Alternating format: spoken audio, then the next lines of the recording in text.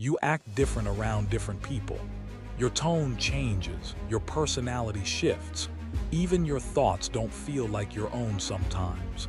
And the strange part is, you notice it happening, but you still can't stop it. So the question stays in your mind, why can't you just be yourself? It starts subtly. You're with someone and without thinking, you adjust. You say what fits.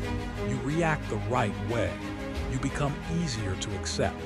At first, it feels normal, like social awareness, but over time, it becomes something else. You begin to notice patterns. You're one version of yourself with friends, another with family, another with strangers, and none of them feel completely real. It's not that you're lying.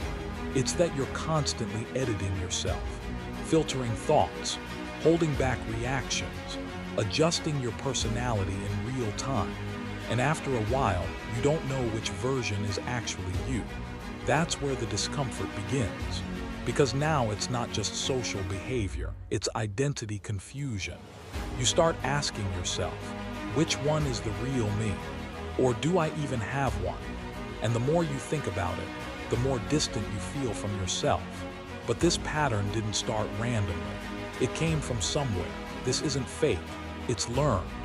Your brain didn't randomly decide to hide parts of you. It adapted. At some point, being fully yourself didn't feel safe. Maybe you were judged, misunderstood, ignored, or rejected. And your brain noticed something important: being accepted matters. So it created a strategy: adjust, adapt, fit in, not consciously, automatically. Because from your brain's perspective, belonging is survival. And survival always comes first. So what you call fake behavior is actually protection. But protection, when repeated long enough, becomes identity. And that's where the confusion begins. Your brain is constantly predicting outcomes, especially in social situations. It uses past experiences to estimate, what will happen if I act this way? This is part of predictive processing.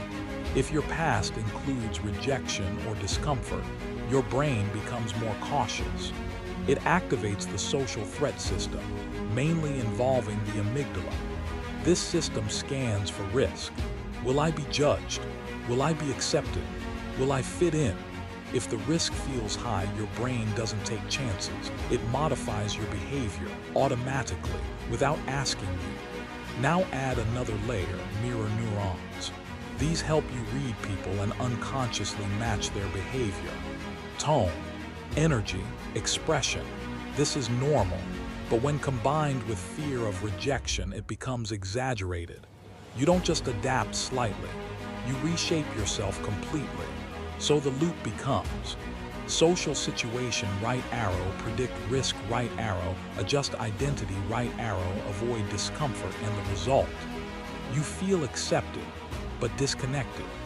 Because the version of you being accepted isn't fully real. And your brain knows that. So even when things go well, something still feels off.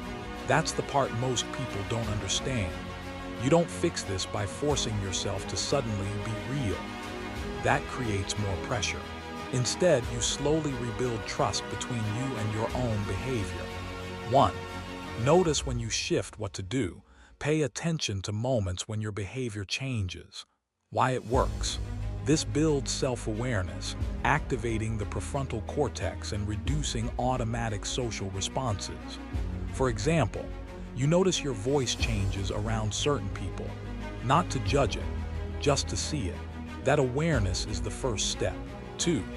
Identify the fear behind it. What to do. Ask yourself, what am I trying to avoid right now?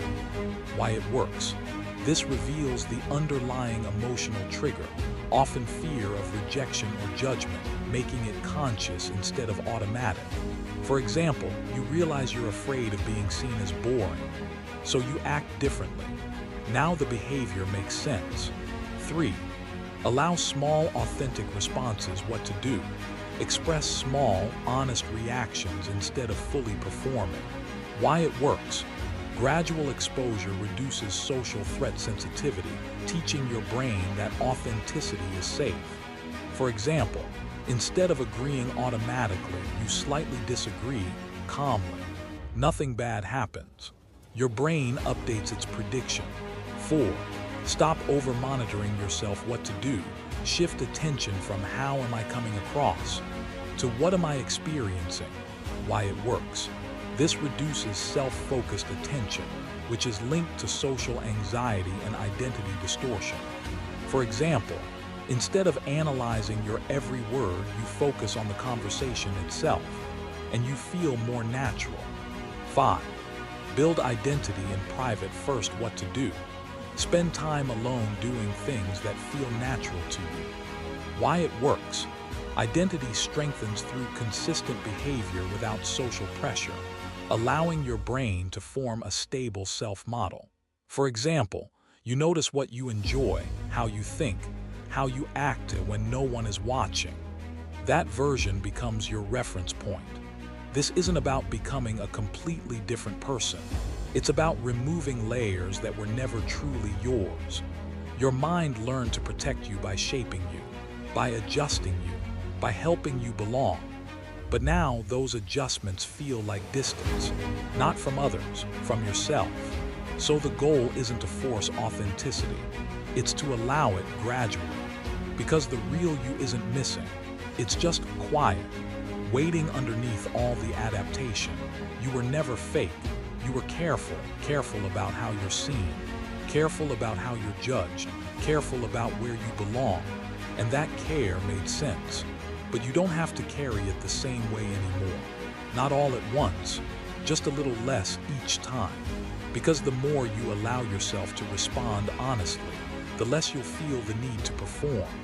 And one day you won't ask, why am I fake around people? You'll just notice you're not trying so hard anymore.